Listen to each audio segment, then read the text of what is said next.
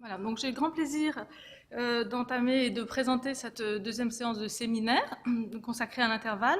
Après la première séance où nous avons eu le plaisir d'accueillir le groupe MU, c'est donc la deuxième séance aujourd'hui qui fonctionnera de manière un tout petit peu différente de la première, puisque nous avons deux intervenants aujourd'hui. D'abord Florence Dumora, qui parlera d'intervalle spatial et intervalle temporel. Alors j'ai du mal à dire ton titre en entier, mais pour le dire en entier, Un canard lapin au crépuscule. Tu nous expliqueras sans doute la raison de ce titre.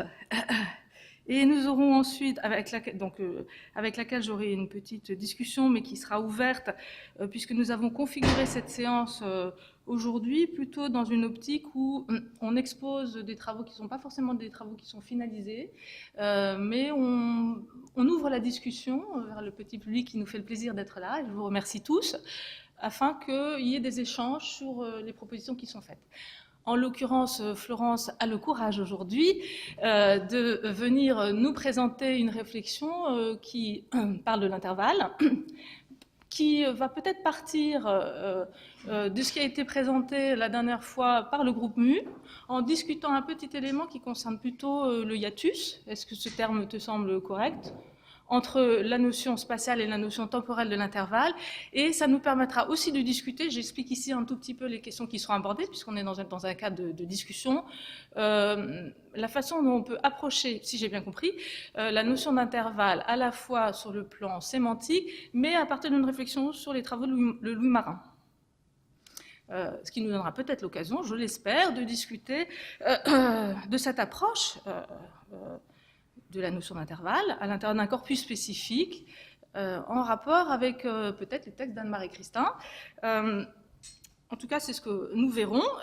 Et ensuite, nous aurons Vincent Debier qui présentera donc une réflexion consacrée à informel et intervalle de l'image médiévale, en discussion avec Estelle Ingrand-Varenne, qui fera le même jeu que moi pour poser les petites questions et que je remercie aussi également d'être présente.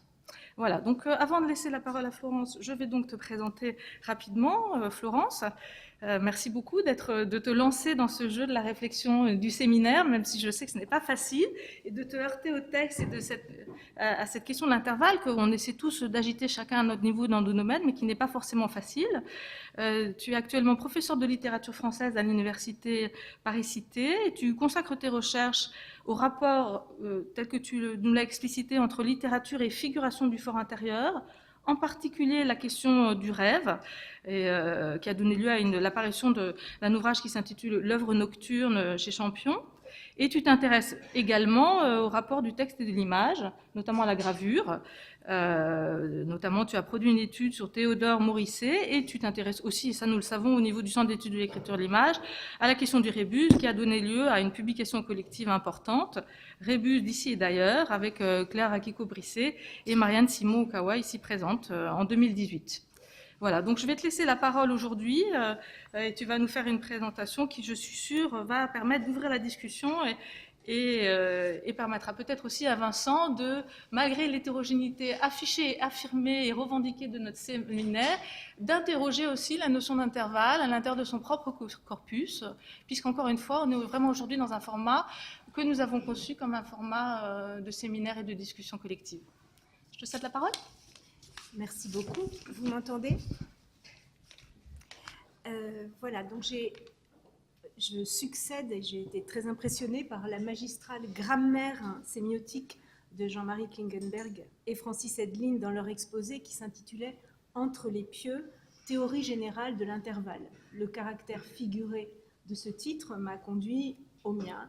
Le canard lapin, je voulais une image, vous avez échapper à Mind the Gap Between the Duck and the Rabbit, ou bien à Le canard lapin entre chien et loup. Enfin, ça me venait de cette nécessité d'un titre imagé pour leur succéder. Donc, intimidée, je vais tenter de repartir de certaines des interrogations à partir de ce qu'ils appelaient les complexifications par addition, enchâssement ou superposition, et surtout par superposition, de ce qu'ils avaient considéré comme le schème initial, la cellule minimale de l'intervalle, A, nommé intervallant, I, intervallé, B, nouvel intervallant, avec comme particularité que A et B sont subsumables sous un même ensemble plus ou moins homogène, d'où entre les pieux, qui se trouve être évidemment l'étymologie de intervalle.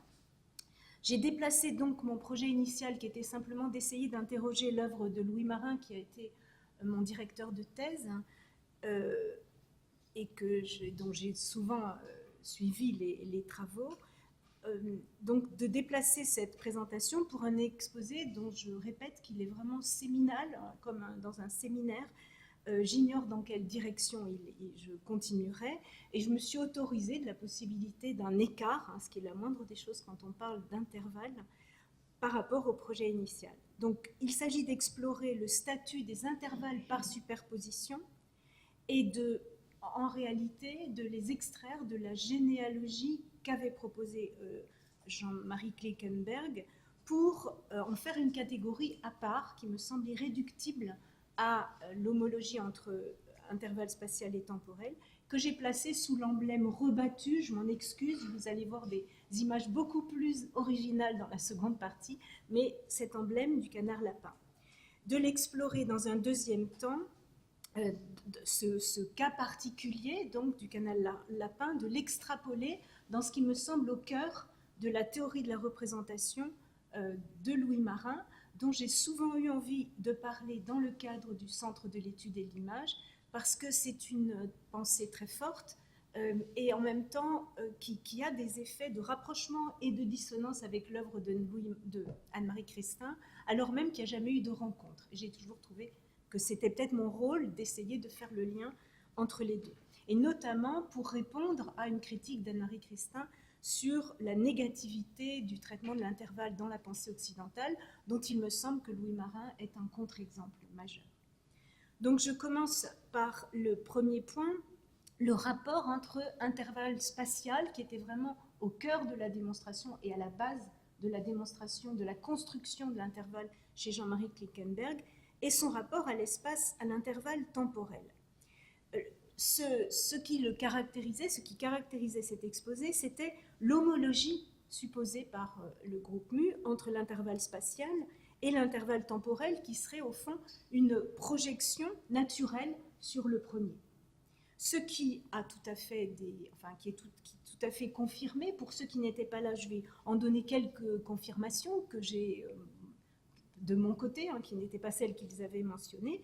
D'une part, l'intervalle mathématique, la définition stricte de l'intervalle en mathématiques, de tout ce qui est supérieur à A, tous les x supérieurs à A et inférieurs à B, relation réflexive, non symétrique, transitive, mais qui a pour particularité de n'exister dans la définition mathématique stricte qu'en dimension 1. Ce qui est intéressant pour nous, parce qu'en mathématiques, ça veut dire qu'il n'y a pas d'objet dans l'espace. Il n'y a pas d'intervalle entre les objets dans l'espace, mais même dès la dimension 2, le mot intervalle n'a pas de sens. Donc, en revanche, l'intervalle temporel est éminemment un intervalle mathématique, puisqu'il correspond à une entité, le temps, qui est bien de dimension 1, et la preuve, c'est qu'on peut le représenter par une ligne.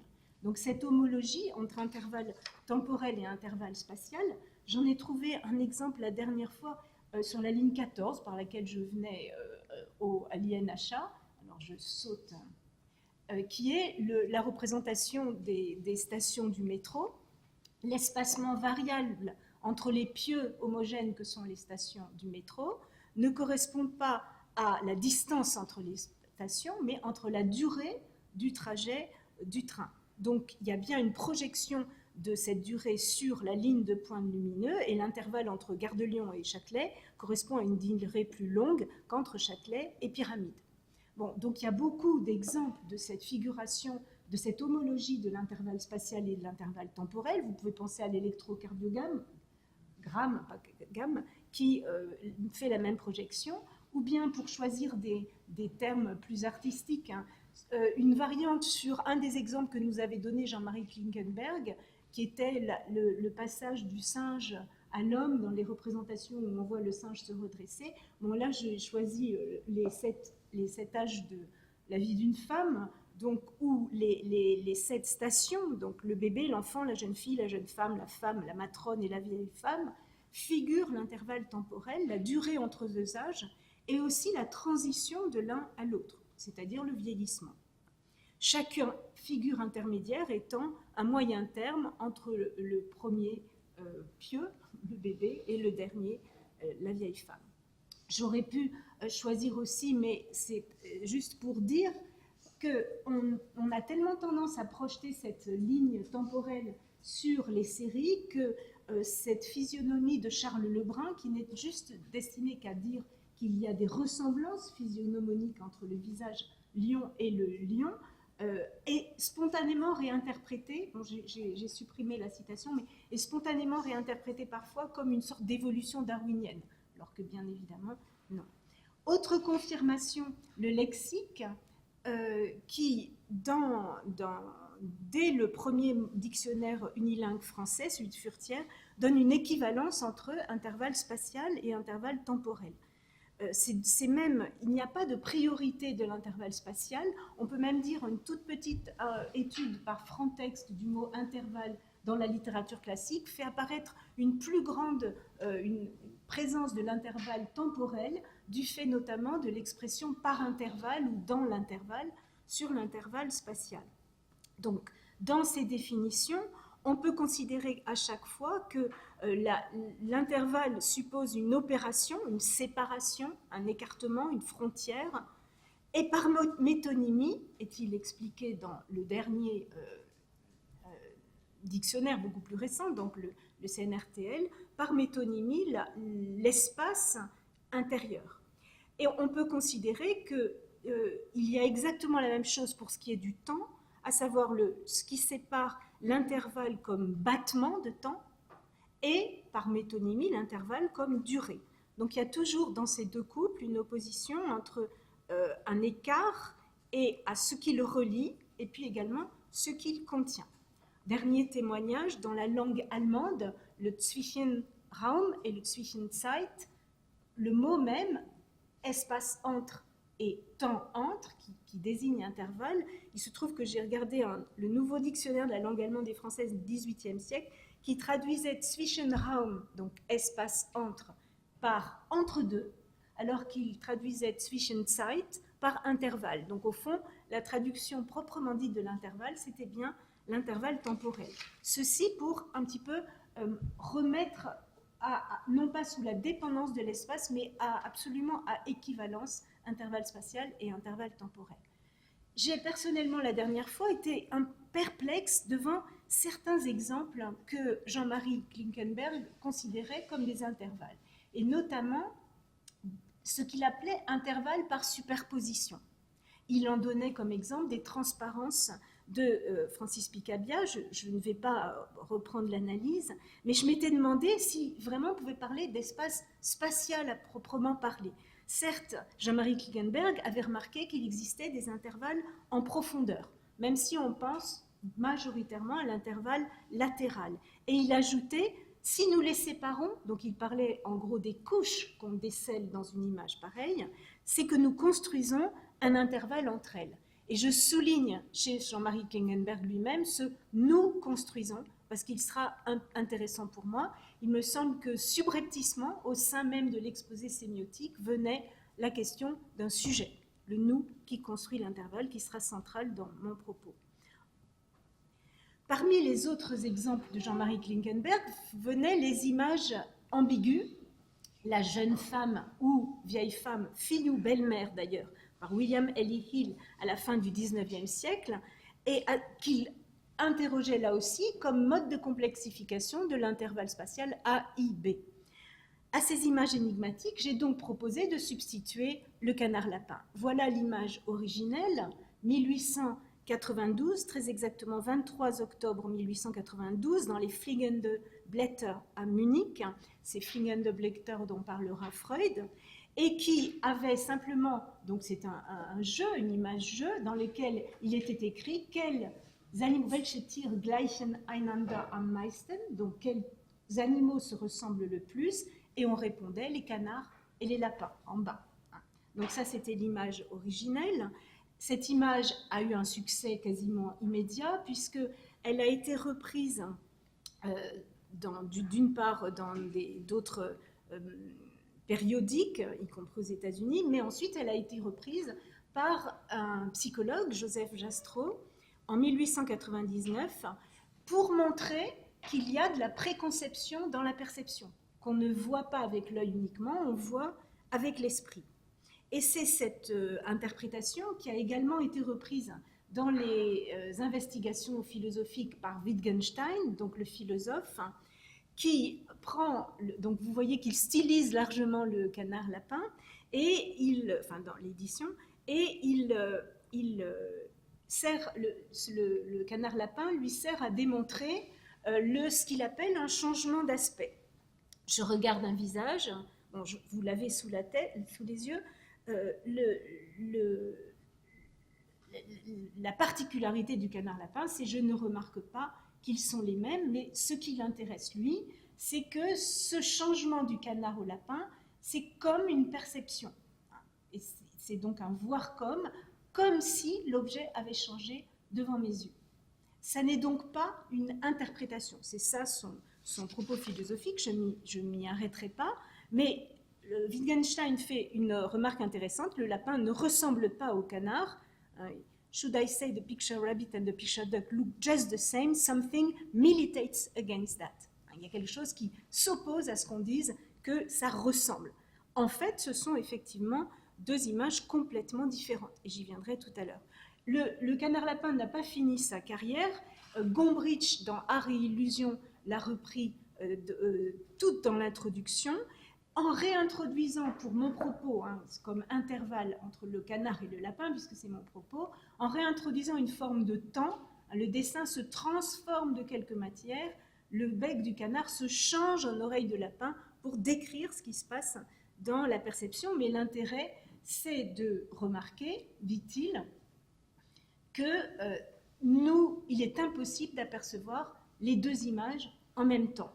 Alors, cela dit, en m'arrêtant sur l'image même du canard lapin, je me suis dit que si, on pouvait quand même, certes, si vous regardez à droite le museau du lapin, donc avec les oreilles à gauche, c'est cette visée, vous le voyez comme lapin, et si vous regardez à gauche le bec du canard, cette fois-ci vous le voyez comme canard, et vous ne pouvez pas voir les deux, certes, vous pouvez basculer à volonté sur l'une ou sur l'autre selon que vous l'avez, à partir du moment où vous l'avez identifié comme canard ou comme lapin, bien que ce soit rigoureusement la même forme, il n'y a pas de limite entre les deux, il n'y a pas de choses traçables, mais j'ai quand même remarqué, contrairement à tout, qu'en fait, il est quand même possible, si on se force un peu, de voir un lapin avec le museau qu'on identifie donc par cette petite forme à droite, à qui il serait poussé un bec de canard dans le derrière de la tête. C'est-à-dire on peut réussir un peu à casser l'image en deux et en faire en gros un centaure. Mais bon, c'est une remarque complètement incidente et ça n'entrera pas dans mon propos.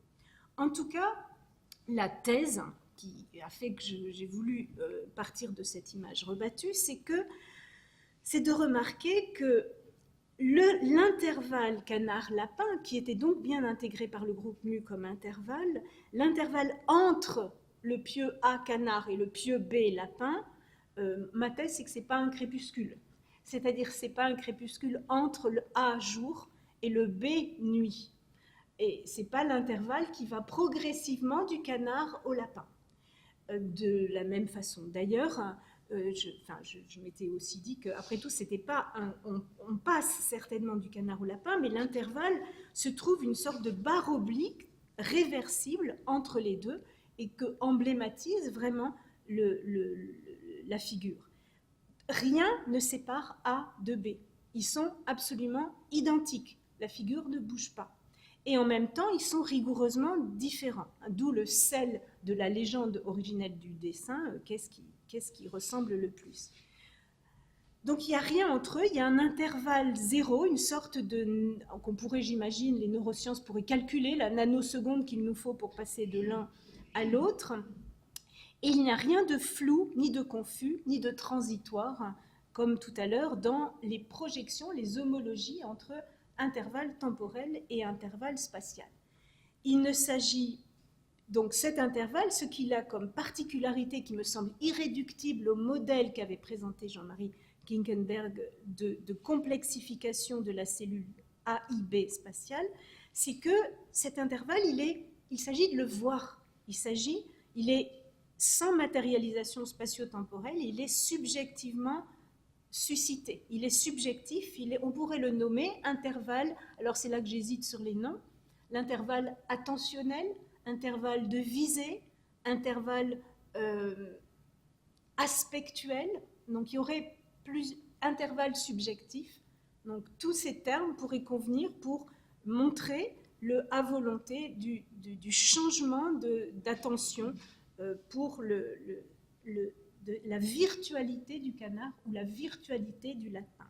C'est ça aussi qui me semble opposer le modèle AIB spatial de ce type d'intervalle, c'est que les intervalles spatiaux ou temporels dont je parlais tout à l'heure sont objectifs, ils sont actuels, alors que l'intervalle entre le lapin et le canard est subjectif et il est strictement virtuel.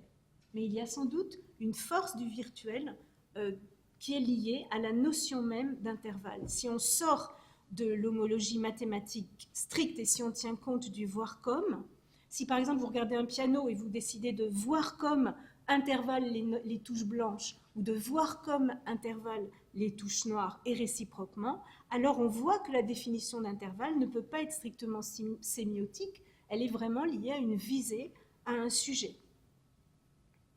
Alors je n'ai pas osé faire remarquer, parce que ça suffisait dans les images, que du coup l'intervalle lapin qui n'est pas un crépuscule, il est quand même une forme de crépuscule si on pense que le crépuscule c'est l'entre chien et loup. Donc ma thèse, cette avancée théorique, ça sera que l'intervalle c'est un entre chien, lapin, canard, c'est entre chien et loup. Bon, donc je passe là-dessus.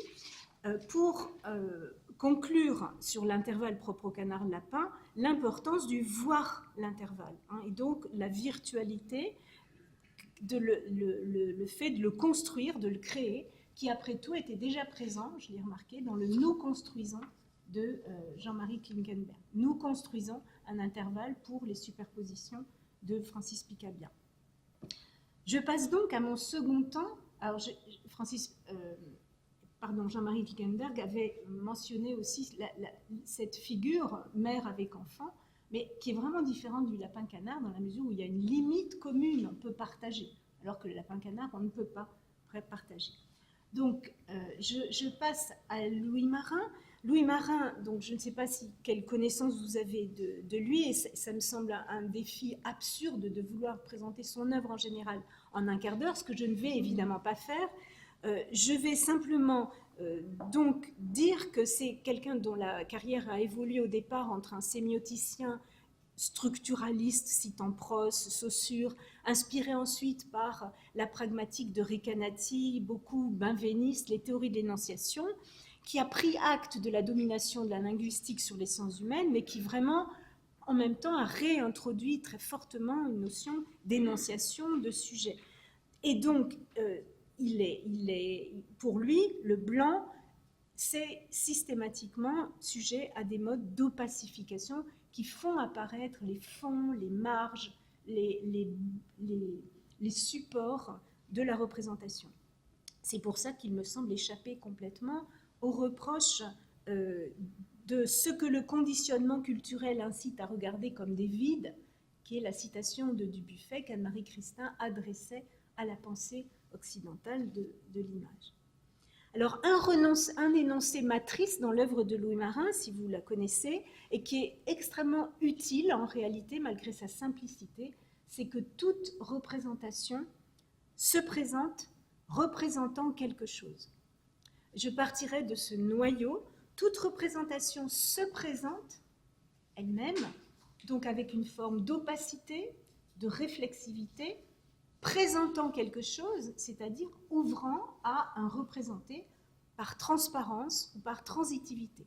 Donc il y a toujours cette opposition entre, d'un côté, la transparence de la représentation qui fait que c'est une fenêtre ouverte à travers laquelle on va voir des objets représentés, Et de l'autre, c'est un écran sur lequel des pigments sont posés, l'opacité de la représentation. Il emprunte ce couple de transparence et opacité à la théorie pragmatique de Recanati, mais il l'extrapole largement à la représentation au sens large, chose qu'il faut entendre entre la théorie du signe de Saint-Augustin et Descartes, en passant par la logique de Port-Royal et la perspective picturale, et pour laquelle c'était un philosophe, historien de l'art et théoricien de la littérature qui étudiait, c'est ça que moi j'ai beaucoup aimé quand j'ai travaillé sous sa direction, il étudiait aussi bien dans les textes que dans la théorie de la peinture. Alors, c'est dans l'article Blanc-Rébu que j'avais écrit pour Écriture 5, j'avais ajouté une note qui est en fait complètement sibylline pour une appréhension du blanc comme virtualité plutôt que comme négation. Et je saute, voir Louis Marin, le blanc ou l'espace du présent. Cette note sibylline dans mon article, je vais l'utiliser maintenant puisqu'il sera central tout à l'heure pour l'étude de Louis Marin. Louis Marin, donc, évoquait déjà la difficulté dans tout discours sur la peinture à ne pas être happé par les figures, ce dont on va évidemment parler quand on parle de l'intervalle, comment faire pour ne pas immédiatement énoncer ce qu'on nomme, tout simplement. C'est dans un de ses derniers textes, un livre d'entretien qui s'intitule « De l'entretien », qui est paru de façon posthume en 1997, « Comment dire, décrire sans articuler, couper et découper les continuités et les flux formels et matériels qui font la peinture. Comment ne pas énoncer marbre, rocher. Comment suspendre cette immédiate nomination et tenter de dire les taches brunes, les coulées ocre, les accents verts, les empâtements, etc., etc. » Donc, Louis Marin ne regarde pas les intervalles comme des vides, tout simplement parce que d'abord, il les regarde. Et ce faisant, il réanime le vide supposé de l'intervalle structural en y installant rien de moins que le cœur de la représentation classique, à savoir, enfin c'est progressif dans son œuvre, mais l'articulation même de la transparence et de l'opacité. Alors c'est ça que je vais essayer de montrer à partir de quelques objets, parce que cette articulation de la transparence de la représentation et de l'opacité, ça me semble coïncider exactement, bien qu'il n'emploie pas le mot, mais je pense que s'il était mort un peu plus tard, il l'aurait employé parce que je le vois apparaître dans les derniers textes, qui est pour moi l'intervalle attentionnel ou de visée, ou je ne sais comment le nommer.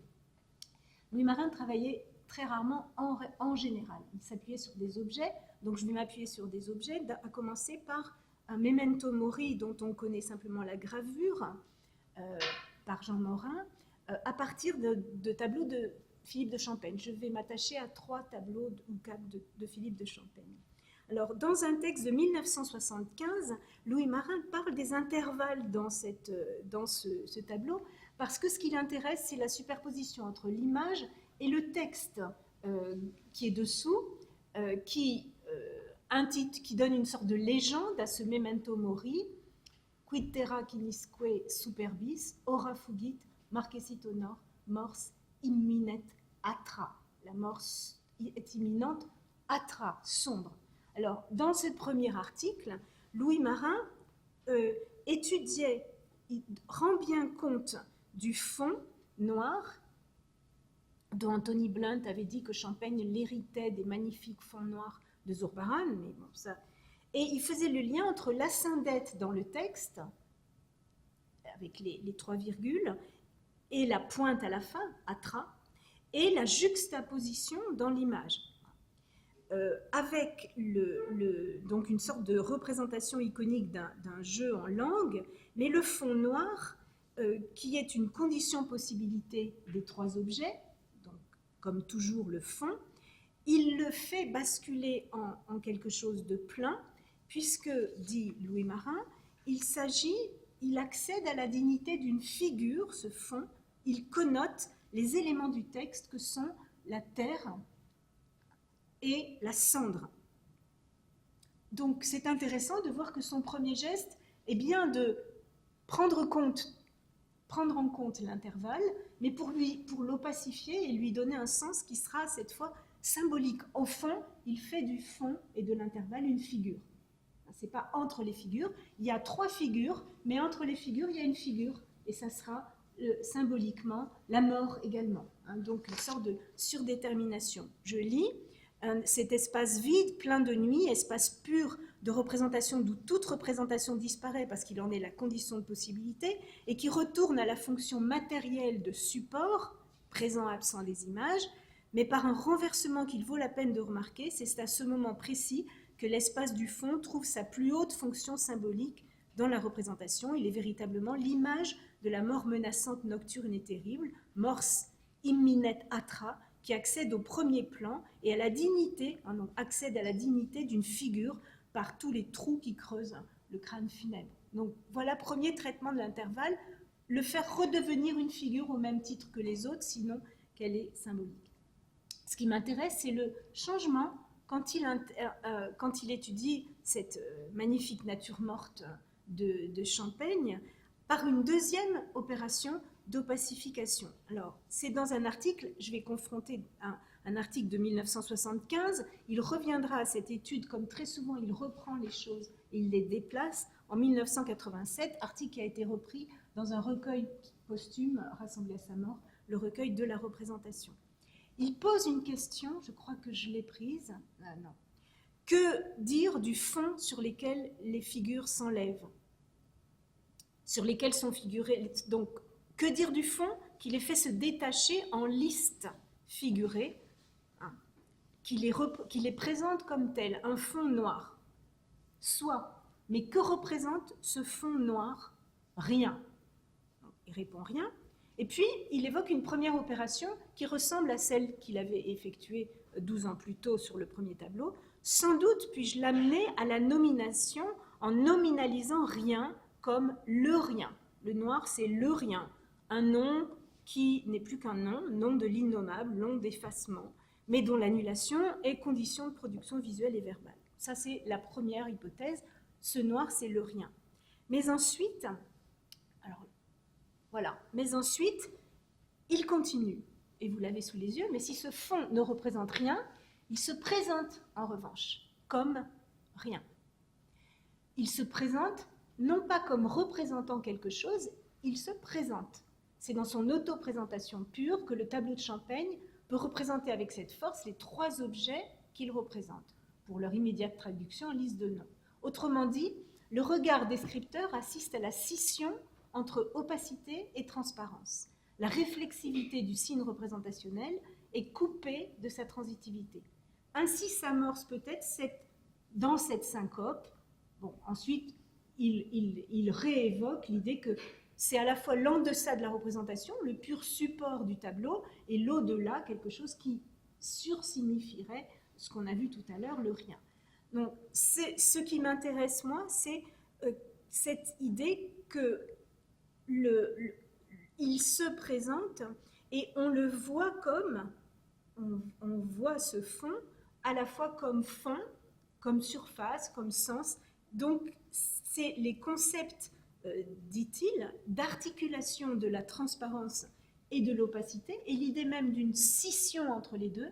Donc, que ce fond noir, c'est à la fois ce qui permet de voir les figures qui se détachent sur lui, mais aussi ce qu'on voit à la surface, avec une sorte d'indétermination entre fond et surface, puisqu'il le fait advenir très fort. Il ne parle pas d'intervalle. Il parle d'autre chose, mais qui est tout proche, de syncope. Syncope, basculement, comme quand on voit canard, voilà pas. Je vois le fond, je le vois comme surface. Je le vois comme plan de représentation. Il y a un voir comme, et quand il reprend ces concepts, il dit, certes, je peux dire vase de cristal, tulipe, crâne, sablier, mais je peux aussi dire fond-figure, support-fond, surface-plan, bord-rebord, etc. Et ces noms, dit-il, cherchent à construire les modalités de ce qu'il appelle, toujours pas intervalle, mais recouvrement, occultation, confusion, syncope, conversion, substitution, ambivalence. Voilà. Tout ceci serait pour lui des marqueurs de virtualité. Donc, Louis Marin n'est pas loin d'Anne-Marie Christin. Il parle souvent des éléments de dénégation du fond, comme Anne-Marie Christin parle, par exemple, de l'oblitération de certaines matérialités.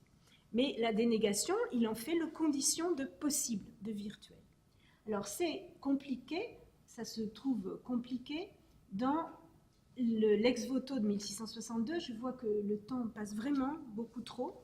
Donc, où le jeu entre la scène, donc j'aurais vraiment pas le besoin, je pourrais pas l'examiner, mais vous voyez la scène du miracle de la fille du peintre Champaigne Sainte Catherine qui était paralysée le 7 janvier 1662, par prière, se trouve guérie, alors qu'elle n'a jamais été dans la même pièce que la sœur Agnès, et le tableau fonctionne de la part du peintre comme un hoc ex voto offert au Christ, où sa fille et le tableau sont offerts au Christ, par un texte qui est écrit dans un espace complètement, contrairement à ce tableau-là où le texte est écrit sur la margelle du tombeau, donc sur un endroit qui est représenté, là, le texte est écrit nulle part. Il flotte quelque part, et ce texte est séparé donc entre le Christ et puis la signature de Philippe de Champaigne comme signature de l'ex voto.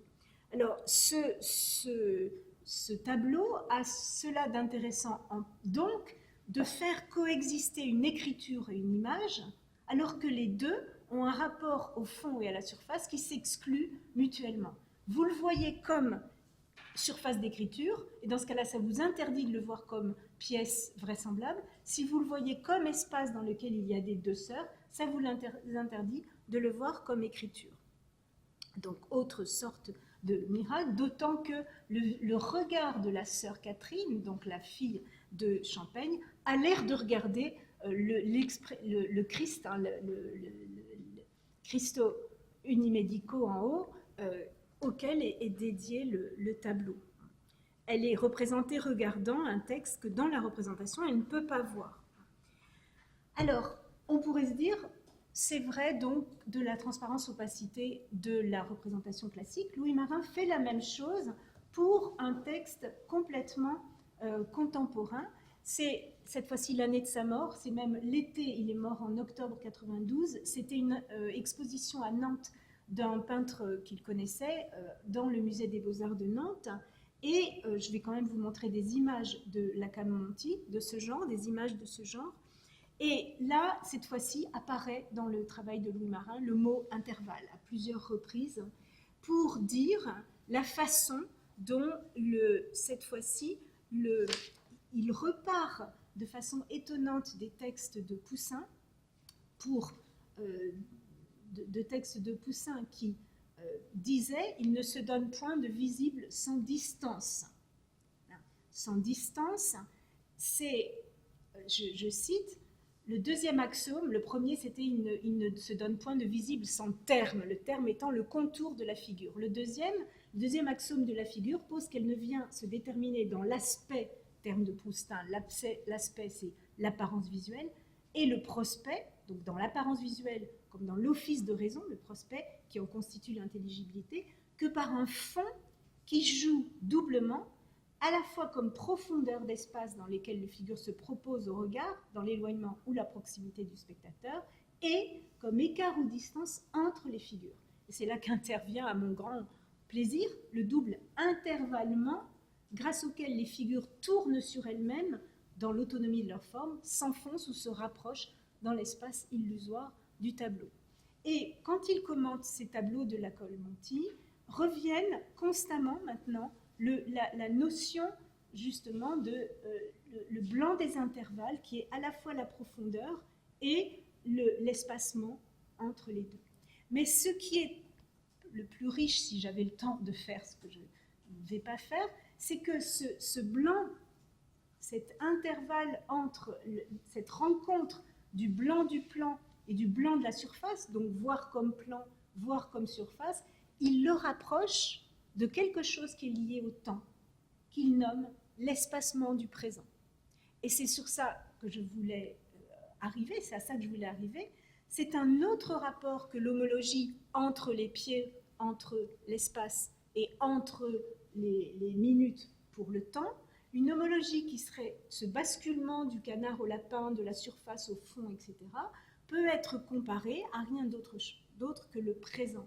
le présent comme espacement, l'apostase du maintenant, d'avec lui-même, dit-il, ce présent qui est espacement, écartement. Alors, à ma grande surprise, alors même que les termes semblent l'appeler de façon évidente, Louis Marin ne recourt pas à une définition du présent comme espacement qui est bien connue, qui est la définition augustinienne de saint Augustin. Où est le temps? Le temps est dans notre âme. Ce n'est pas une ligne mathématique à dimension 1, c'est une distentio animi, un intervalle en fait, un écartement de l'âme, un espacement à l'intérieur de l'âme qui fait que le présent n'est rien, mais il est à la fois rémanence du passé, anticipation du futur et écartement entre ce passé et ce futur, qui est la seule réalité du temps. Au fond, le présent, l'instant, c'est un intervalle. Et c'est cet intervalle du présent qui correspond avec la bascule de l'intervalle attentionnel, d'une certaine façon. Écoutez, je crois que je vais m'arrêter à cela. J'aurais pu montrer que ce n'est pas juste Louis Marin. Il se trouve que moi, je le rapprochais systématiquement d'une citation. Voilà les œuvres de La Calmontie dans le site de le musée de Nantes en 1992. Donc là, je vous donne les visions de l'apparition du mot intervalle dans l'œuvre de Louis Marin. Mais je cite également la citation bien connue de Kenneth Clark par Gombrich, qui parle de ce point de basculement, donc l'historien de l'art tout à fait traditionnel, qui essayait de voir le moment où, de voir le canard et le lapin, il n'y arrivait pas. Voir se rapprochant ou s'écartant, il ne pouvait dans le même instant voir le tableau de Velázquez et voir la surface des pigments. C'est ce que tout spectateur de peinture fait, à la fois voir l'image et voir la surface, les pigments, le support.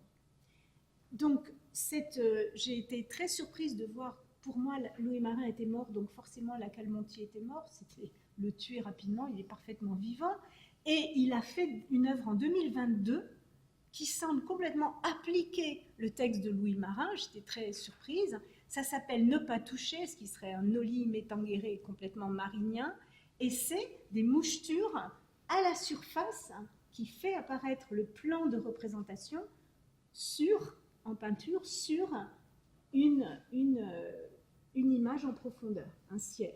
De la même façon, ici, donc des mouchetures qui pourraient transformer ce paysage en une sorte d'aquarium. Voilà, donc il m'a semblé que l'intervalle spatial et l'intervalle temporel, par cet intervalle auquel je ne sais quel nom donner, de visée attentionnelle, aspectuelle, subjectif, les deux n'étaient pas réductibles ensemble. Je vous remercie.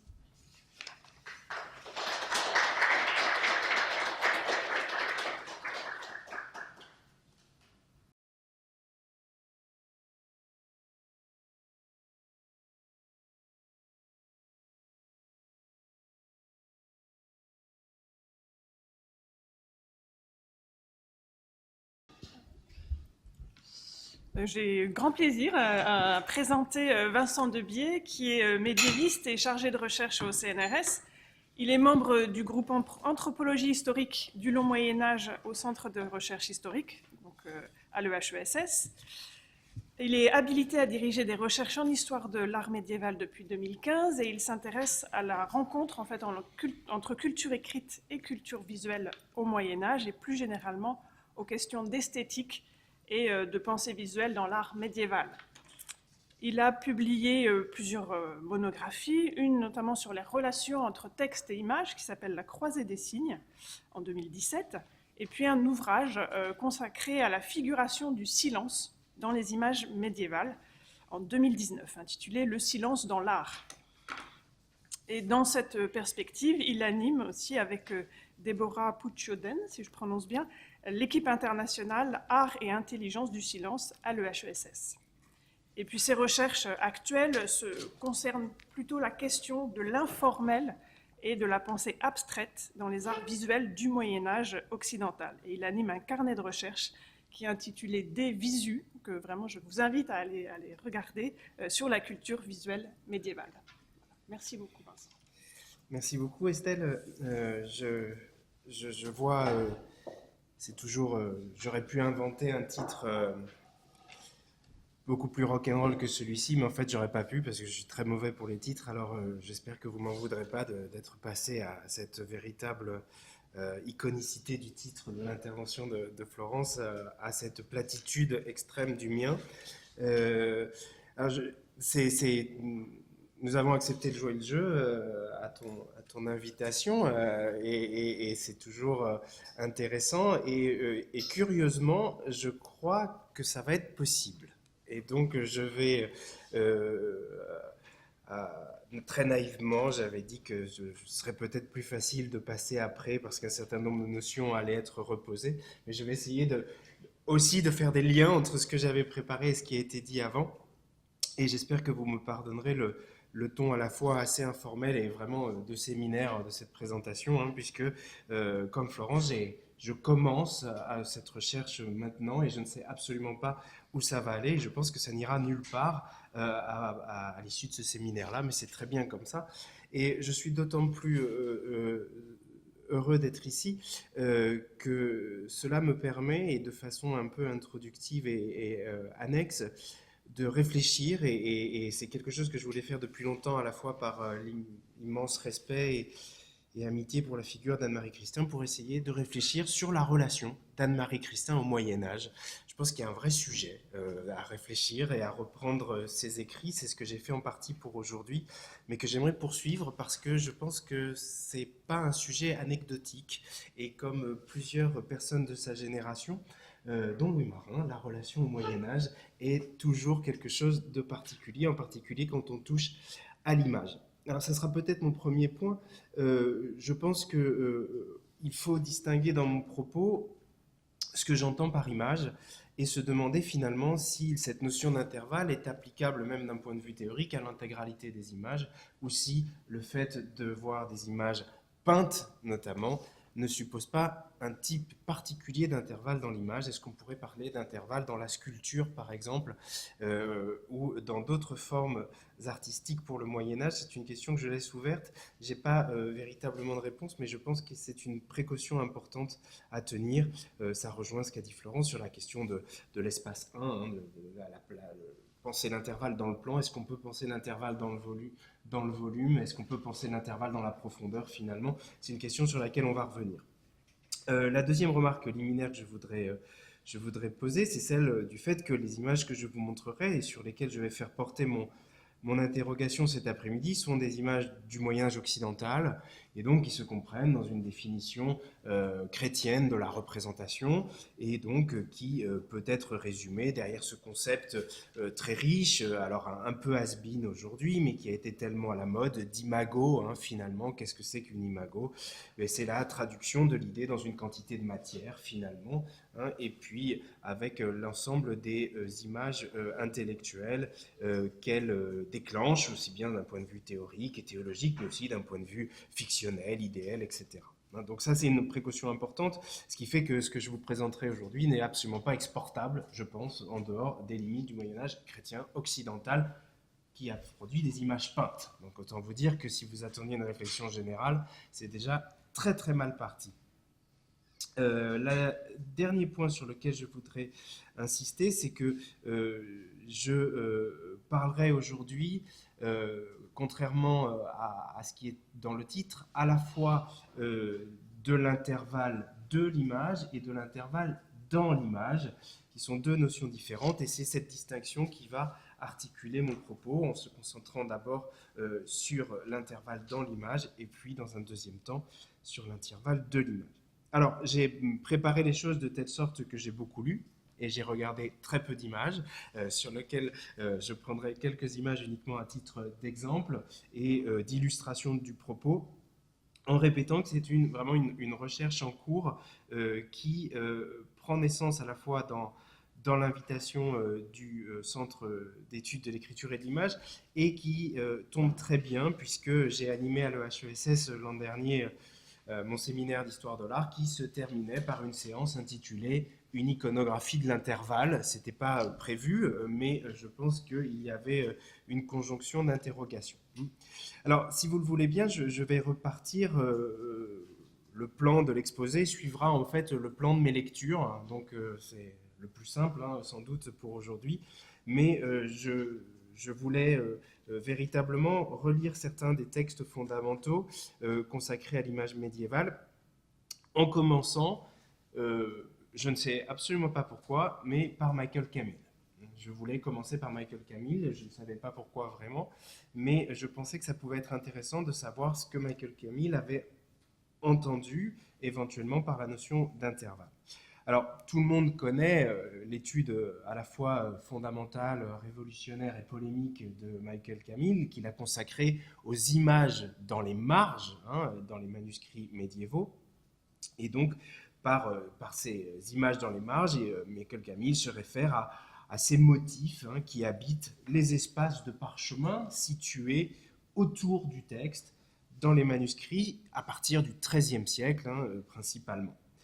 Et dans cet ouvrage, donc l'image dans les marges, Michael Camille insiste sur une triple distance. Florence, je reprendrai le mot tout de suite pour commencer l'exposé. Une triple distance entre ces images, alors hybrides, grotesques, anecdotiques, drôles ou satiriques, et puis le texte copié sur une ou deux colonnes au centre du folio. Une triple distance donc entre ces deux éléments. Alors si on suit d'abord Michael Camille, il y a d'abord une distance que je qualifierais de topographique entre le centre textuel et la périphérie illustrée. Une géographie des signes sur la page qui, même si elle n'est pas étanche et montre des chevauchements, des enjambements, des sauts, des reprises et des effets de miroir, distingue physiquement, au moins d'un point de vue théorique, le lieu de l'écriture et le lieu de l'image. La deuxième distance, et Michael Camille emploie le terme, distance en anglais, que Jean-Claude Bonne a rendu par distance, est thématique et oppose un centre sacré, autorisé, religieux, sachant, à une périphérie profane, subversive, indomptée. Et puis la troisième distance concerne la différence de grammaire entre le centre, linéaire et discursif, et puis la périphérie qui repose, quant à elle, sur l'évocation, le rebond, l'association d'idées, etc. Une poétique de l'image, donc, qui, se jouant des liens évidents entre l'image et le texte, et se riant au nez et à la barbe d'un fonctionnement sur le principe double de la source et de l'illustration, vient se loger dans l'intervalle physique et idéal qui est ouverte par cette triple distance entre le centre et la périphérie. Alors, je prends un seul exemple ici, si vous le voulez bien, avec le bréviaire de Renaud de Bar, copié vers 1302-1305 à Metz, aujourd'hui conservé à la bibliothèque municipale de Verdun, c'est un des exemples que prend Michael Camille, avec un véritable intervalle occupé par une image parodique. Cet intervalle qui s'ouvre des lapins défendant un château attaqué par des chiens. Et sur le même folio, on a copié l'antienne expugna expugnantes me, et cet intervalle triple de Michael Camille est ici clairement rendu visible sur le folio. Et Michael Camille décrit véritablement cette distance comme un intervalle, c'est-à-dire qu'il y a à la fois le point A qui serait le texte, et puis le point B qui serait l'image, et cet intervalle est tout ce qui vient englober cette distance et qui va créer la différence, le choc des thématiques et le choc des contenus. Alors, la question de la marge n'est sans doute pas tout à fait du même ordre que celui de l'intervalle. Mais la présence physique de cette marge, justement, dans le monde manuscrit en particulier, autorise, voire programme, un intervalle que je définirais pour le moment comme un lieu. Alors je vous suivrai, Florence, pour prendre une dimension spatiale d'abord, on verra après où on nous emmène, un lieu réel ou idéal entre deux éléments du discours sur la page. Donc voilà, c'est vraiment cet espace généré par l'écart entre deux points, en sachant très bien qu'on inclura ou non ces deux éléments bornants. Alors, si l'image médiévale est parfois saturée de motifs, et si elle paraît remplir tous les espaces contraints par la forme d'une bordure, ou bien par des motifs figurés, ou bien par de l'ornement, et alors pour prendre qu'est-ce que serait qu'une image saturée finalement pour le Moyen-Âge, je vous propose cette très belle image représentant la naissance de Jules César, dans un manuscrit très célèbre peint par Remier, le manuscrit des Faits des Romains. Mais finalement, cette saturation de la bordure, de l'espace à l'intérieur de la bordure, ne paraît plus autoriser la pensée ni la perception d'un lieu entre, finalement, comme s'il niait la possibilité même d'un intervalle. La plupart des images médiévales ne font pas cela, et elles montrent cette distance entre les motifs, ce qu'on appellera une discontinuité, une rupture d'image, si on veut suivre ici plutôt Jean-Claude Bonne, qui laisse apparaître le fond, l'arrière-plan, le support, cette prise de conscience d'un au-delà de la figure finalement.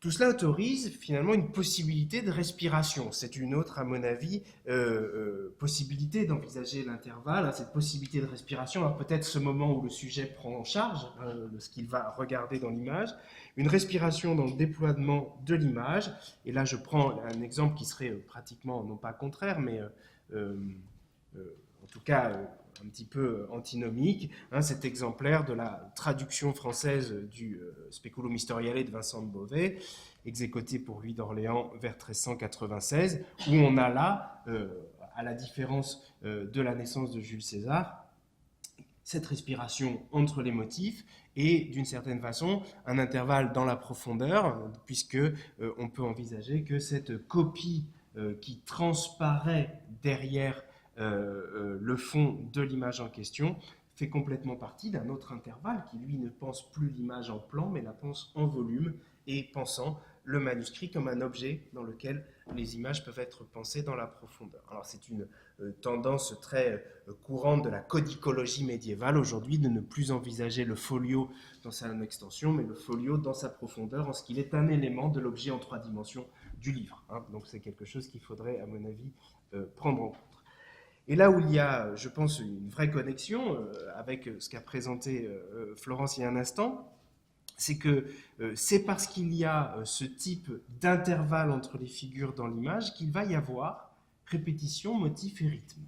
S'il n'y a pas de cela, on ne peut pas envisager de fabrication de ces éléments-là. Et là, pour rejoindre tout à fait la pensée d'Anne-Marie Christin, je pense aussi c'est parce qu'il y a intervalle qu'il peut y avoir syntaxe. Et là, je rejoins tout à fait ce que disait Hélène dans sa question tout à l'heure.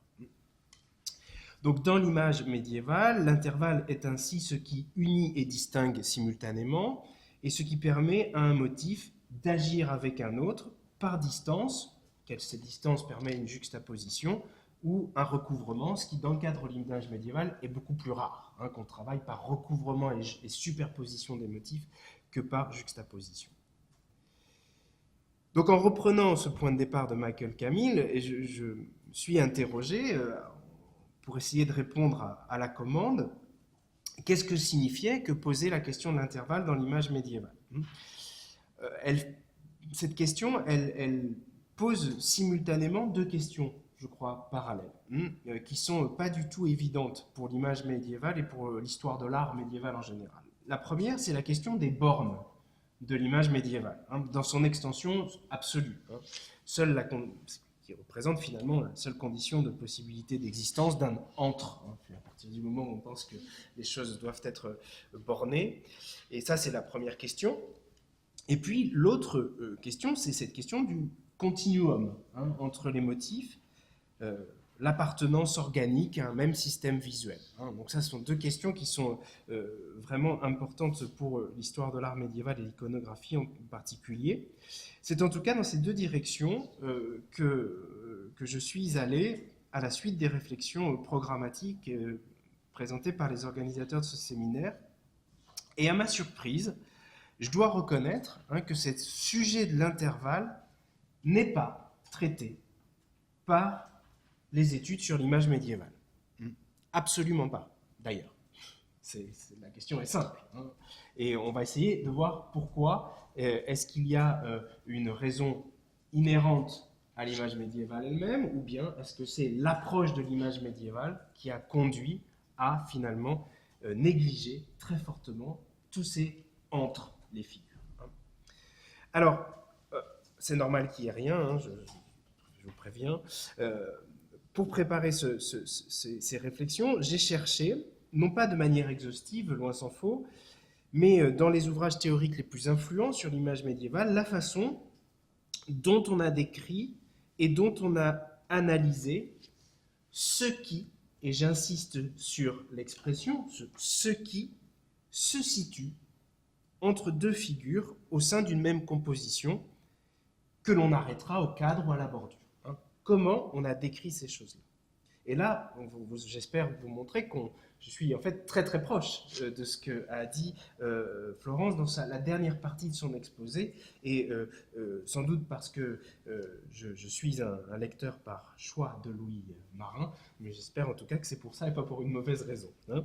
Donc, ce qui, hein, bien que présent dans toute la matérialité dont l'image médiévale est dotée, ne semble pas montrer, représenter ou former quoi que ce soit dans la peinture ou dans la sculpture et dans l'image en général. Ce qui appartient ainsi au fond, au décor, à l'ornement, au support, ce sont les 4 termes que l'iconographie médiévale va employer le plus souvent pour désigner tout cela, n'appartiendrait pas finalement au sujet de l'image. Alors l'inventaire est extrêmement riche de tout cela, mêlant des éléments que tout sépare sur le plan technique et iconographique d'abord, et puis sur le plan phénoménologique d'autre part, hein. C'est-à-dire est-ce que finalement on perçoit un fond en mosaïque composé de tesselles, qui vient être un fond composé, qui crée du relief, qui crée de la profondeur, de la même façon qu'on perçoit un fond cloison dans une peinture, dans un monde manuscrit. Champ coloré, servant de fond, matériaux bruts, surface vierge, remplissage ornemental, qui va au contraire nier le vide. Tous ces éléments qu'une pensée simpliste de ce qu'est l'image médiévale a traduit par cette aurore vacui, hein, qui est un mythe évidemment pour l'usage médiéval. L'image médiévale adore le vide, adore laisser de l'espace là où elle n'en a pas besoin de mettre quoi que ce soit. Alors dans la façon dont l'histoire de l'art médiéval décrit l'image, ces éléments sont extrêmement discrets.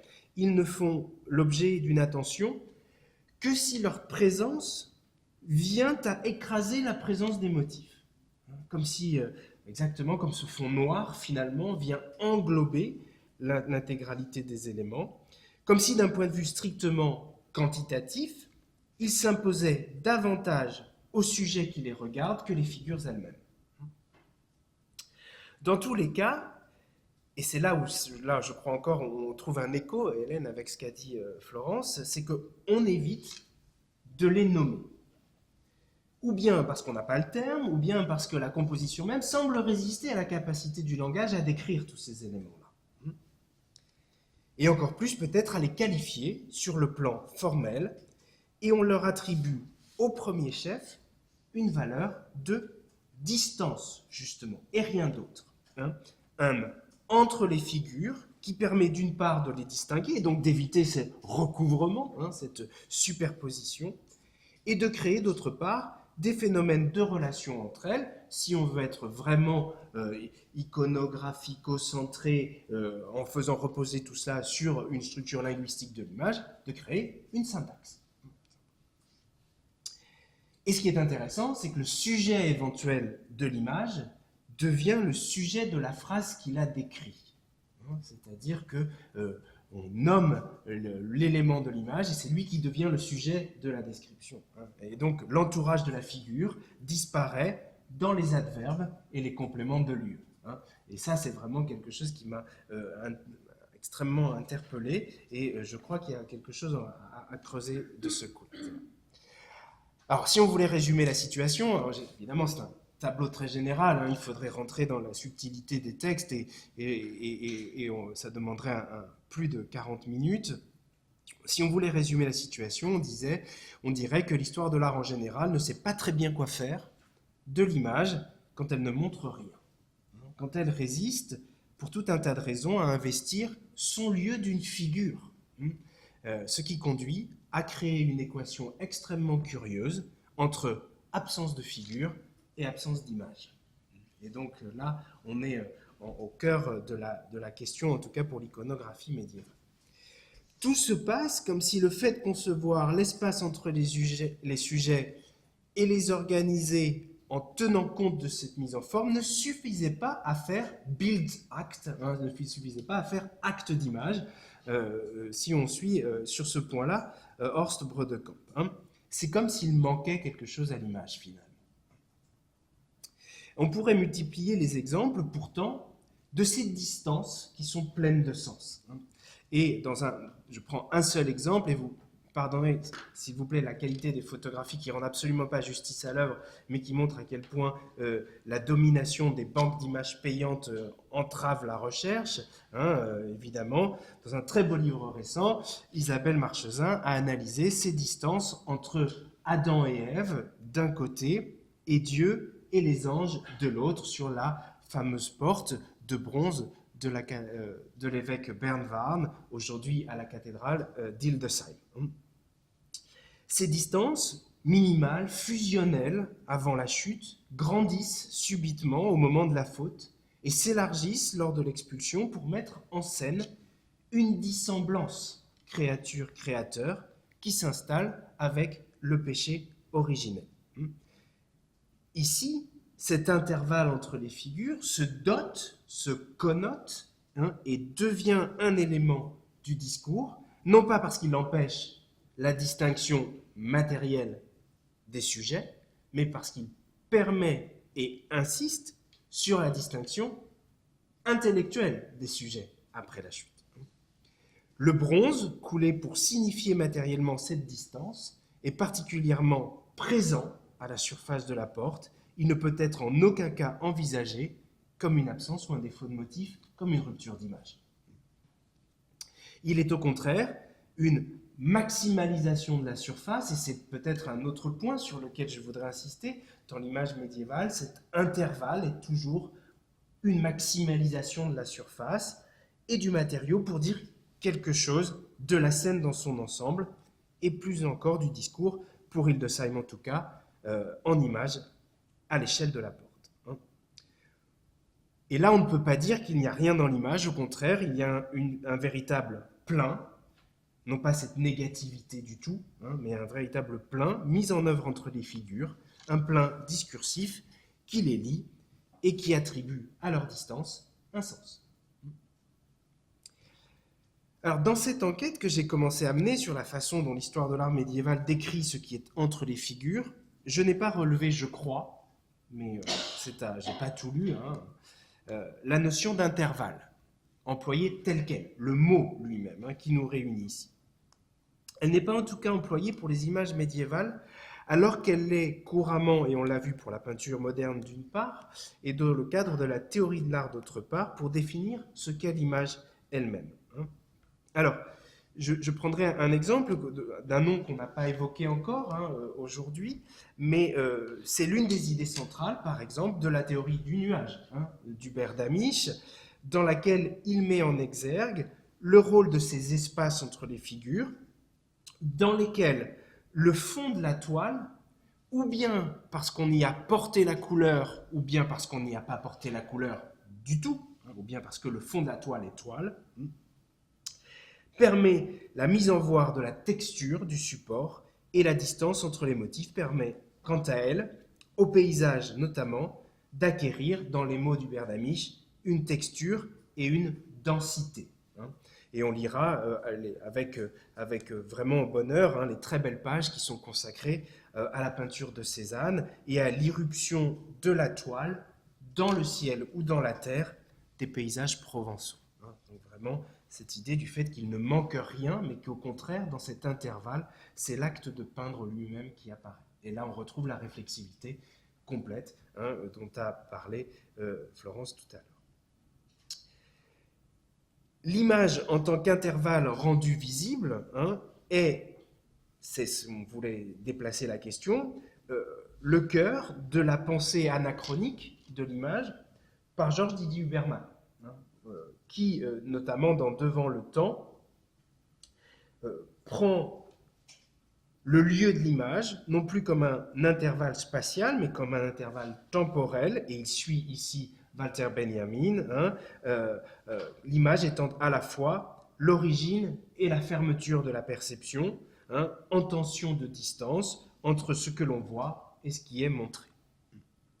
Alors, dans le domaine de l'histoire de l'art médiéval, je voudrais sur ces questions renvoyer au livre récent d'Elina Gertzman sur l'image absente, hein, qui interroge de façon très innovante et brillante ces images manquantes, ces défauts d'image dans le monde des manuscrits au Moyen-Âge. Et elle prend notamment l'exemple, alors très célèbre désormais, puisque c'est la couverture de son livre, hein, bon, très célèbre désormais quand on publie un livre d'histoire de l'art du Moyen-Âge. Je ne sais pas si on peut vraiment dire qu'on est très célèbre désormais, mais peu importe. C'est une image qui n'est pas inconnue, et c'est un exemple donc, de ce très beau manuscrit conservé à la Bibliothèque nationale du Lait de fragilité humaine, hein, traduit par Eustache Deschamps, avec ces fragments de parchemin exposés pour eux-mêmes, hein, en ce qu'ils sont précisément des intervalles, en tout cas c'est comme ça qu'elle le définit dans la page, et qui sont qui contiennent l'idée d'une image en puissance. Hein. Donc non pas une négativité, mais une positivité stricte relative à l'acte d'image lui-même, et j'y reviendrai. Le mot interval est employé 4 fois dans le livre d'Elina Gertzman, et précisément pour ces images, et parce qu'il y a l'hypothèse que cette idée de lacune, d'interruption ou de suspension de l'image n'est pas l'idée d'un manque, mais au contraire l'idée de la mise en voie de cet écart entre 2 points dans la page et donc dans l'idée du visuel. De façon générale, je vous le disais, j'ai été extrêmement frappé par la faiblesse du recours à la notion d'intervalle dans les textes que j'ai repris. Mais en réalité, le refus de recourir à une notion qui suppose, au moins de façon générique, cette distance n'est pas étonnant du tout. Hein. La tradition iconographique qui anime les études sur les images médiévales depuis le milieu du XXe siècle et qui consiste à identifier et à décrire le sujet de l'image plutôt que les éléments de sa composition, hein, c'est comme s'il y avait cette espèce de divorce absolu, hein, une tendance iconographique jusqu'en 1500 et puis une tendance à analyser la composition ensuite, a conduit une approche taxonomique de la composition et à une volonté exacerbée de nommer ce qui constitue l'image. Et pour nommer, il faut reconnaître et délimiter. On ne donne pas un nom à ce qui en apparence ne représente rien, à ce qui apparaît sans forme, voire absent dans l'entrevue. L'iconographie en tant que science est donc fondamentalement positive, pour le dire rapidement, et elle repose sur l'identification des motifs, des thèmes et des contenus, si on veut reprendre ici la triade panofskienne des études d'iconologie.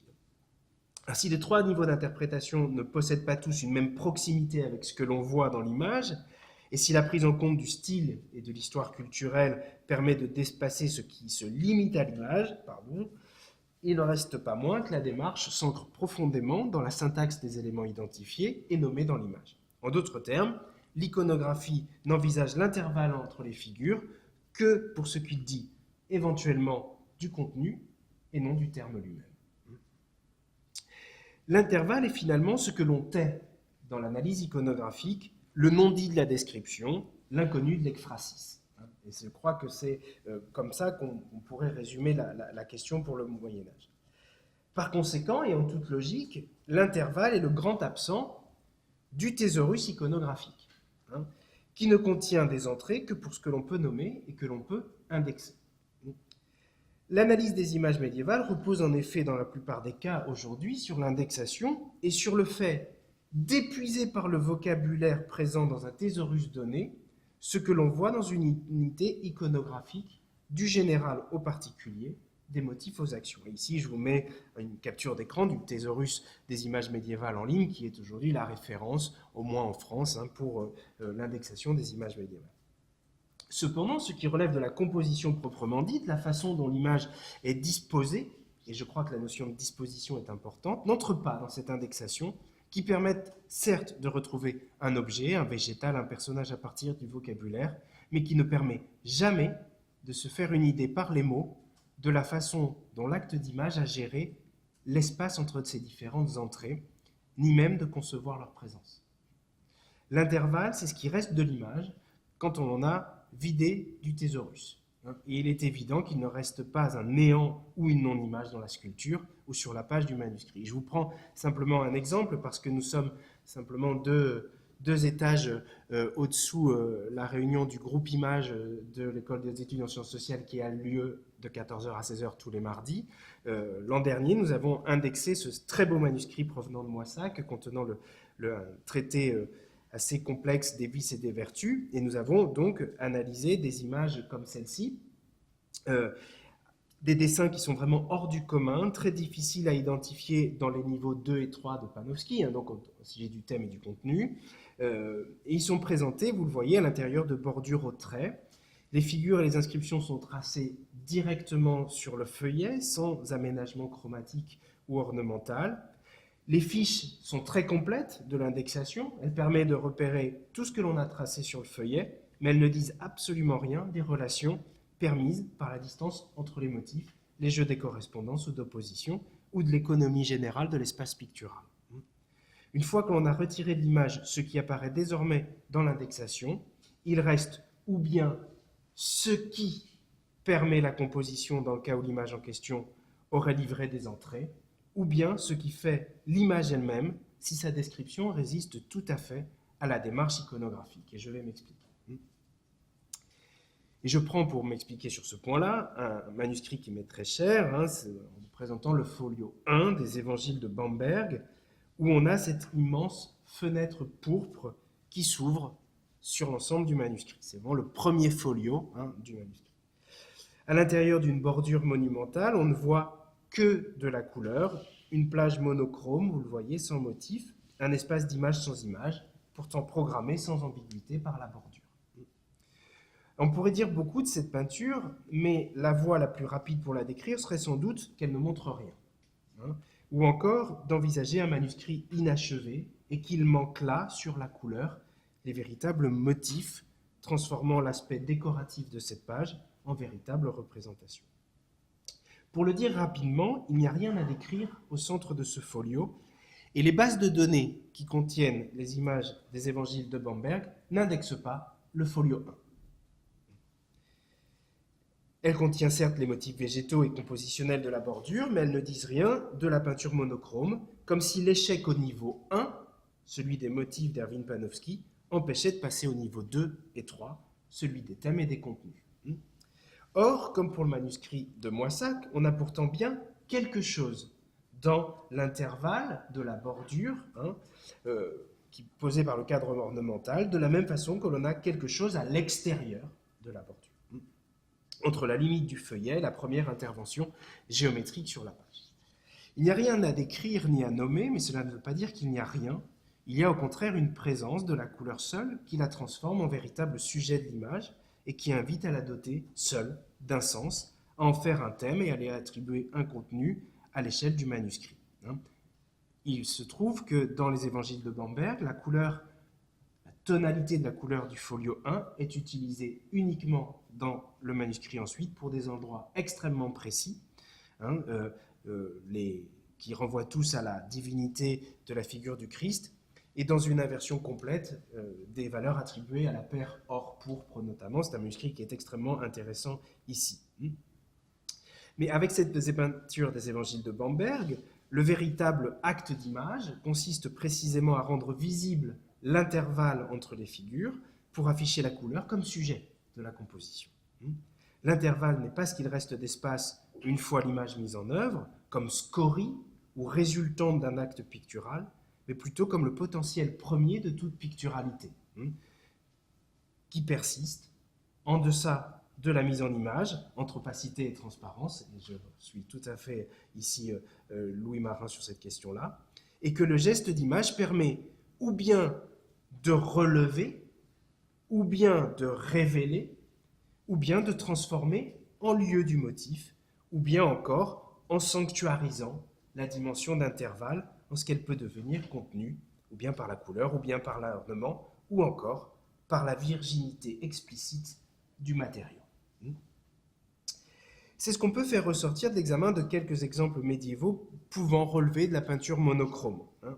L'intervalle ne relèverait alors en rien d'un minimalisme de l'image, mais d'une maximisation de ce qui la rend possible, et c'est sans doute en partie ce que Hubert Lamy signalait déjà pour Cézanne, et qui peut devenir, en cela, et dès lors que la composition décide de le maintenir, et c'est là où c'est important, le sujet de l'image, ou du moins lui attribuer une valeur iconographique dans le discours ainsi généré.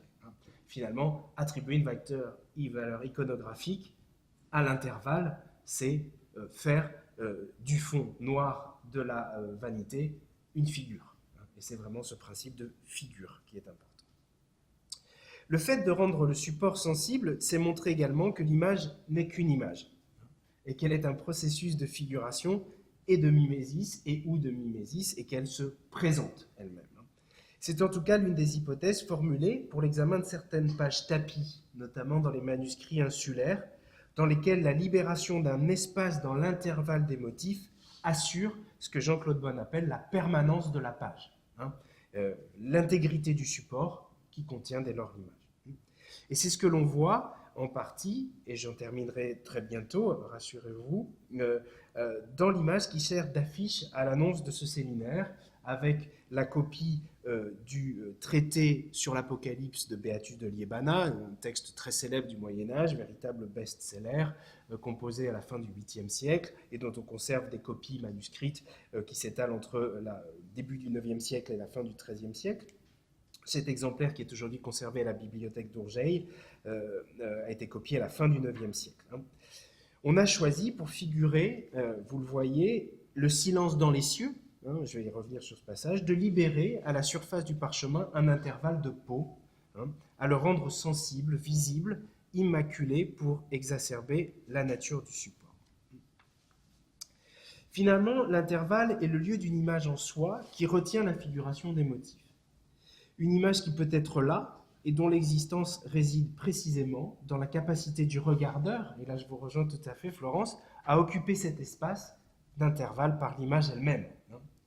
Dans l'image médiévale, et si on suit de nouveau Elina Gertzmann, l'intervalle est principalement le lieu de l'imagination, de la fabrique d'une image, d'un lieu qui, en se rendant disponible pour une annexion picturale, devient le terreau fécond de la mise en scène. C'est l'interprétation qu'a donnée Herbert Kessler de la célèbre peinture de l'évangéliaire de Saint-André de Cologne des environs de l'an 1000. En matérialisant par la couleur sous forme d'un dégradé de bleu, blanc et vert l'intervalle entre la bordure A et la bordure B, cet espace à habiter, le peintre a signifié la possibilité d'une image à inventer, à manifester en vision et à contempler. Dans cet exemple, l'intervalle réel et sans motif ne relève pas du blanc ni du vide, et je sais que c'est l'un des enjeux de ce séminaire de finalement prendre l'intervalle comme distinction du blanc et distinction du vide. L'intervalle de Darmstadt est au contraire un plein, il n'est que couleur, comme dans les évangiles de Bamberg. L'intervalle est ainsi, dans l'image médiévale, le lieu d'une image possible, un espace d'attente à remplir éventuellement, ou bien par une image mentale, ou bien par une autre image qui viendrait s'installer là. Ce qui interroge, bien entendu, la dimension éventuellement transitive, transitoire et relative de l'intervalle. L'intervalle entre deux motifs est-il une donnée stable de l'image, ou bien est-il amené à être refermé par la génération d'une nouvelle image? Et c'est ce que permet d'interroger une nouvelle image du miroir historial, cette fois dans l'exemplaire de la bibliothèque municipale de Lyon, que Michael Camille décrit comme « the frame and nothing », avec un N majuscule à nothing, qui produit, selon lui, a gap in the text. Et je voudrais, pour refermer ma présentation dans les 2 minutes qui me restent, prendre 2 exemples pour terminer. D'abord, cette question de l'intervalle comme un frame and nothing, on peut la voir dans des images qui ne sont plus peintes, mais des images qui vont acquérir cette profondeur et cette tridimensionnalité. Par exemple, on pourrait envisager que l'intervalle entre les figures au centre de cette patène, qui était produite près de Fribourg en Brisgau dans les années 1230-1250, qui est aujourd'hui conservée au Cloisters et qui possède, vous voyez, une forme tout à fait courante pour l'orfèvrerie liturgique de l'époque, eh bien, au centre de la patène, on a cet intervalle entre 4 figures, mais cet intervalle qui n'est pas destiné à rester un intervalle, puisque au centre de cette patène est posée, durant le rituel, une image eucharistique, une forme de pain qui vient composer une nouvelle image par annexion de l'intervalle, et de façon tout à fait transitoire, évidemment. Et donc l'intervalle est ici conçu comme la disponibilité du matériau à devenir image. Et donc, comme l'avait bien senti Louis Marin, je ne s'était pas consulté, mais l'intervalle dans l'image médiévale ne relève ni d'un blanc, ni d'un manque, ni d'un défaut. Qu'il s'agisse d'un fond derrière la figure, d'un espace entre deux motifs, l'intervalle sert le propos, le sens, mais devient lui-même image et figure. Il est ce qui institue l'image en image et ce qui permet qu'elle occupe un lieu.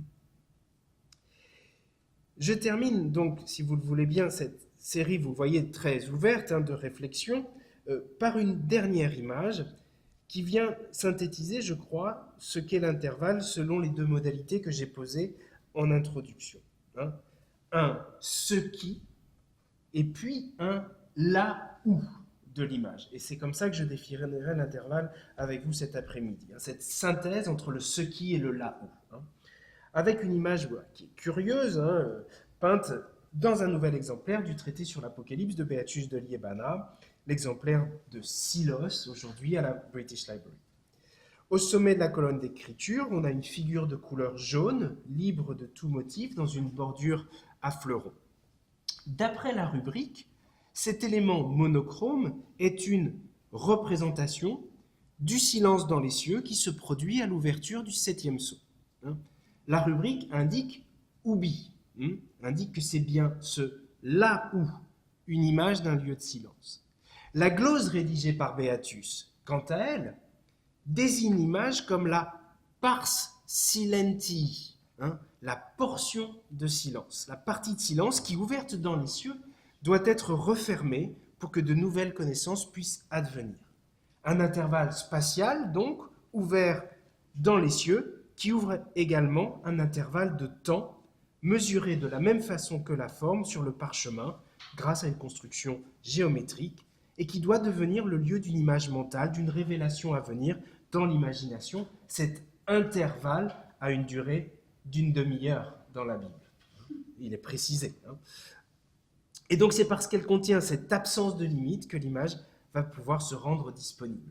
Et l'intervalle, finalement, c'est cette disponibilité. Donc ces quelques remarques n'épuisent pas du tout le sujet, Hélène, j'en suis désolé, mais elles se veulent en tout cas une invitation à prendre en compte toutes ces distances dans l'image médiévale avec l'ambition, à terme, de formuler cette iconographie de l'intervalle que j'avais posée de façon tout à fait inconsciente, comme au moment où on pose les titres des séminaires qui auront lieu dans 6 mois, mais qui, à mon avis, convoque éventuellement des notions qui peuvent être reprises, et je pense en particulier qu'on pourrait explorer cette notion d'intervalle en lien avec la notion de tensivité notamment, pour comprendre non plus le rythme et le tempo et l'affect de l'image, ce serait une piste à explorer.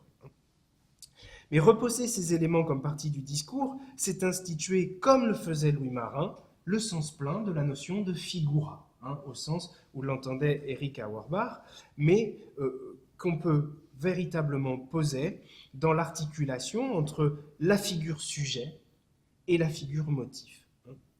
Alors, c'est évidemment une commodité que de recourir à la notion d'intervalle, parce qu'elle permet, en tout cas quand on se consacre à l'image du Moyen-Âge, d'éviter pratiquement toujours la notion d'ornement. Et donc, c'est finalement une sorte de succédané de la notion d'ornement, qui c'est pas du tout la même chose, mais en tout cas, quand on ne sait pas quoi dire, on dit toujours qu'il y a des parties ornementales de l'image. Là, en posant la notion d'intervalle, ça évite déjà de dire n'importe quoi, ce qui est plutôt sympathique. Et ça permet peut-être de réintégrer tous ces éléments dont on décide qu'ils ne participent pas à l'œuvre, et qu'ils ne participent pas de l'œuvre. Et c'est finalement regarder l'image dans ces intervalles, regarder l'image dans ces intervalles, c'est aussi voir ce qui institue l'image en ce qu'elle est une image. J'ai parlé beaucoup de couleurs aujourd'hui et je pense qu'on peut envisager la couleur fond, notamment, comme cet intervalle, au-delà de tout symbolisme, mais bien dans une pleine conscience de ce qu'est la notion de figuration. L'attention au recours picturaux posés dans l'intervalle permet de poser la distance entre deux figures comme une analogie entre la figure elle-même et sa signification. C'est-à-dire que de penser cette distance comme un parcours de sens également qui permet de penser les éléments dans leur distance physique et lors de leur distance sémantique. Et en cela, le Moyen-Âge constitue un véritable laboratoire de cette pensée plastique de l'intervalle, et elle l'a complètement assimilée, elle l'a complètement digérée, et c'est ce qui lui permet de faire très souvent de la représentation ou de la figuration sans mimésis.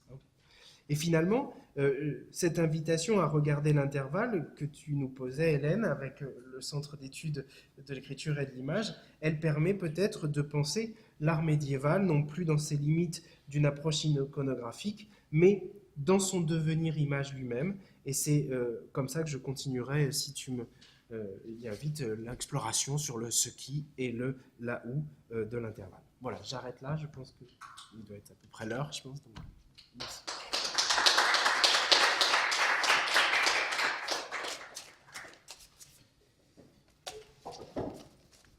Il faut ça. Ah oui, d'accord. Merci beaucoup, Vincent. C'était, comme la première présentation, extrêmement riche. Je pense qu'on est tous un peu, je ne vais pas dire abattus, mais enfin très voilà, il faut qu'on digère, qu'on intègre tout ça, tout à fait. Merci d'abord parce que ton analyse réflexive sur la discipline, je l'ai trouvée absolument passionnante. Quand on est médiéviste, effectivement, on s'aperçoit bien que ce mot n'est pas utilisé, que c'est un mot, je ne vais pas dire étranger à notre monde, mais enfin, tout de même qu'il faut qu'on l'intègre. Et toute cette analyse-là était extrêmement riche, jusque dans la syntaxe même des historiens d'art pour décrire effectivement les œuvres. Je voudrais simplement revenir sur quelques mots-clés que tu as utilisés, qui m'ont semblé clés à moi, mais peut-être ce sera différent pour la salle, mais en tous les cas qui insistaient tous sur une notion dynamique finalement de l'intervalle, et tu l'as redit à la fin en parlant de parcours, tu as parlé de tension, de relation, de tensivité, même à la fin. Et je pensais, alors moi, ça m'a fait penser aussi à la notion de rouage. Tu ne l'as pas employé, mais finalement cet intervalle, il permet ça. Et donc, pas du tout l'aspect statique des images médiévales qu'on pourrait avoir de manière, en a priori, ni une donnée. L'image n'est pas une donnée, et je trouve que tu as montré, tu as insisté, tu as beaucoup répété ce mot, ce qui rend possible une potentialité, et que l'intervalle permettait, tu l'as redit plusieurs fois, à l'image d'être image, si je comprends bien, donc d'arriver à son essence, à l'ontologie même de l'image. Donc c'est à la fois voilà, un potentiel, un devenir, l'essence même, et on est au cœur, alors qu'on avait l'impression qu'on est parti de la marge, en parlant en débutant avec Michael Camus. Donc tu as fait tous ces rapprochements, et c'était d'une extrême richesse. Alors c'est plus des remarques, mais ces mots-là m'ont plus marqué sans doute que d'autres. Merci Estelle, ça me permet d'insister sur un mot sur lequel je ne suis pas rentré encore, hein, mais tu emploies le mot de rouage, mais c'est si on suit alors là plutôt les réflexions de Daniel Russo notamment, c'est la notion de jeu. C'est ce qui va permettre le jeu et le fait qu'il y ait du mouvement et des relations. Mais c'est cette notion-là qui sera à creuser aussi. Alors après, je ne vais pas monopoliser, on va justement essayer d'échanger tous ensemble, mais je ne peux pas ne pas rebondir sur le premier constat que tu as fait au tout début, en demandant si on pouvait parler d'intervalle pour toutes les images, et notamment ce problème de la sculpture. Alors, je ne sais pas si tu l'as... Non. Non, ok. Tu avais réfléchi déjà, parce qu'effectivement, on se dit, la sculpture, est-ce qu'on...